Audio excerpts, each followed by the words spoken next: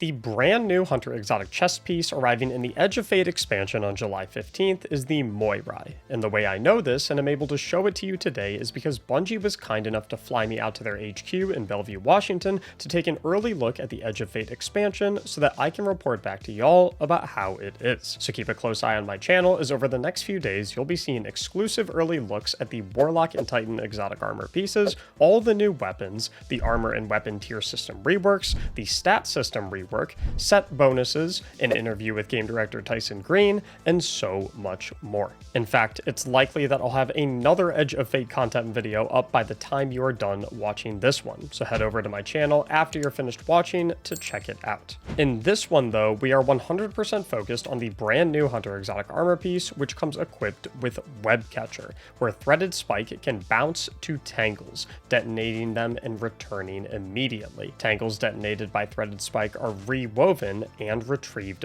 by it. Catches without a tangle refund extra melee energy. What does this mean in actual gameplay terms? Pretty simple. When a tangle is on the field and your Threaded Spike hits it, your spike will explode the tangle and then immediately return back to you. And if you successfully catch your Threaded Spike by reactivating your melee ability at the right time, then you'll find that you will actually catch a tangle along with it, effectively doubling any tangles that you generate. My immediate reaction was the same one that I would imagine most of you are having right now, with the thought of, so what you're telling me is that I can basically double the amount of whirling Maelstrom Strand Beyblades that I can have out at any given time? And the answer is yes. That is exactly correct. The build that I ended up assembling for this exotic, as I used it during the capture event, was a pure Strand setup. My first aspect was of course whirling Maelstrom so that any tangle that I detonated, be it from throwing my spike at one or from throwing the tangle itself after receiving it from catching my Threaded Spike, would turn into that deadly green Beyblade that heat seeks to enemies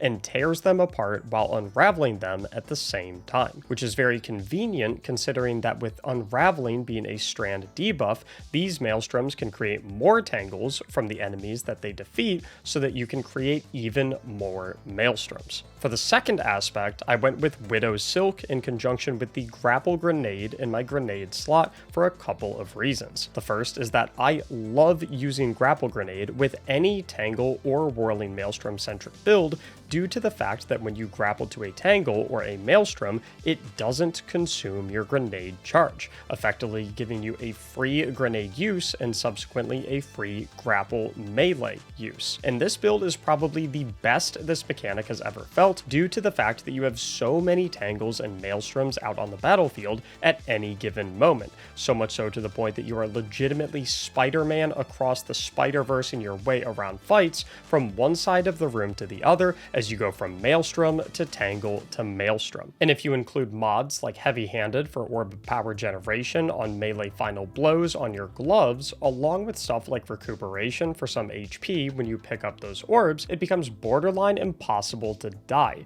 as while you are swinging around grapple meleeing everything, you heal off of the orb you make from every one of the enemies that you kill. The other reason I loved this aspect here is because it provides a way to begin the loop of this build while still being able to have another grenade left over in our pocket to use for free, as mentioned before, considering that this aspect also gives us a second grenade charge. And what I mean by this is that to generate a tangle in the first place, we need to kill a Strand debuffed enemy, aka one that is afflicted with Sever, Suspend, or Unravel. Now, sure, we could just throw our Threaded Spike at an enemy and call it a day, but that's only an option if our Gambler's Dodge is ready to go so we can refund it right away, or if we hit enough enemies and catch it for the refunded melee energy per hit. Because remember, we need our Threaded Spike when the tangle is on the field to be able to throw it at the tangle to duplicate it. So having a bonus grenade charge so that we can swing to an enemy to grapple melee it, which remember applies Unravel, is great because it lets us kick off our loop without truly losing any of our abilities. Furthermore, this aspect creates a grapple tangle whenever we use it, that, similar to Tangles and Maelstroms, can be grappled to without consuming the grenade charge, creating more situations where you can swing across the map without spending any grenade energy. As far as fragments go, I liked rolling with the thread of warding so that anytime I picked up an orb of power, I would also get woven mail for huge bonus damage resistance in conjunction with the healing that I was receiving from recuperation. Next, I loved the thread of generation for grenade energy generation whenever I would deal damage, which procs crazy fast with whirling maelstroms shredding through everything. After that, I enjoyed the thread of propagation so that powered melee final blows would grant my Strand weapons unraveling rounds, due to the fact that they are generally good and because it gives our weapons an easy way to generate tangles for our loop, especially considering that powered melee final blows can come from both our threaded spike or our grapple melee. Finally, I liked having the thread of fury, where damaging targets with a tangle grants melee energy, which works exceptionally well with this build considering the fact that whirling maelstroms count as tangle damage, meaning oftentimes you can get your full melee ability back in a matter of seconds just from the maelstroms running around and doing their thing. Of these 4 fragments though, the thread of propagation did feel the least impactful and could find itself being swapped out for the thread of ascent down the line, which reloads your readied weapon and provides a bunch of ease of use buffs anytime you use your grenade, which, as we talked about before, is quite frequent. When it came to armor mods, I was enjoying a dynamo mod and a siphon mod matching my primary ammo weapon on my helmet, a heavy-handed bolstering detonation and focusing strike mod on my gloves, resistances of choice on my chest, an absolution, insulation, and recuperation on my boots, and Reaper, powerful attraction, and bomber on my class item. Now, while this exotic class item is extremely good and ridiculously fun to use, I did have a couple of pain points with it that I noted to the Bungie devs while I was at the event. None of these pain points actually deal with the exotic armor itself, but are rather related to some general Strand ability interactions that have existed for a while, but have never been too annoying since we have never had an exotic like this that encourage us to play around them so heavily. The first is that catching a threaded spike in Destiny is not a fun or reliable thing to have to rely on for an entire build in its current form. On paper, it is admittedly simple. Just hit your melee button at the right time as the threaded spike comes back, and you're all set. But in actual Destiny gameplay, I don't love this for a few reasons. The first is that in a game like Destiny, where you are constantly looking around at a bunch of different things, with a whole bunch of visual effects being dished out from your build and all of your teammates' builds, it's incredibly visually noisy and difficult to keep track of a little green rope dart amongst a bunch of ignitions, unraveling needles, explosions, rockets, death animations, grenades, supers, and so on. It's true that the threaded spike does have an audio cue as it returns to you that could be used to overcome all that visual noise, but in my experience, the audio cue is inconsistent, with the spike making zero noise whatsoever as it returns to you on some occasions. The tried and true method with catching this ability that I have always recommended is simply staring at the bottom left of your screen at the melee icon, as when it's ready to be caught, it will light up green and invert the icon. But it's just not fun gameplay to have to stare at the corner of your screen in the middle of all the action just to catch your melee. So my solution,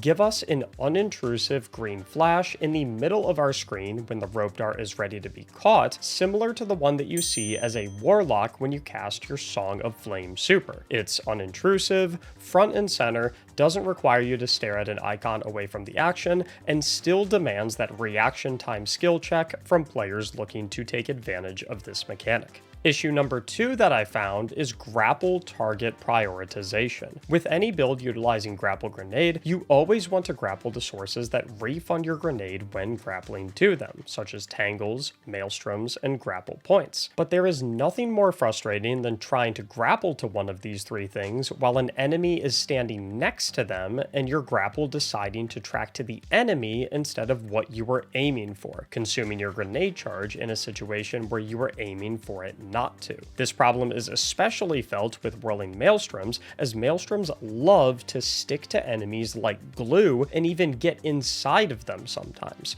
which creates a frustrating experience where you are trying to grapple to a maelstrom for a free grapple usage to grapple melee the enemy that the maelstrom is on, just for the game to say, no, you wanted to grapple to the enemy and consume the grenade charge instead. My feedback to Bungie on this was simply to make some tweaks so that Grapple Grenade heavily and borderline uncircumstantially prioritizes a Tangle, Maelstrom, or Grapple point over an enemy if both are in the area that you are aiming at when grappling. My final pain point was the behavior of the threaded spike after hitting a Tangle. The threaded spike will always immediately shoot back to the player after hitting a Tangle, even if there are other enemies right next to it. This is a bit of a frustrating behavior due to the fact that with threaded spike, you are always attempting to throw your melee at tight clusters of enemies so that it bounces amongst all of them so that you get bonus melee energy refund when catching it for each enemy hit, typically resulting in a fully refunded spike if you can hit 4 to 5 enemies.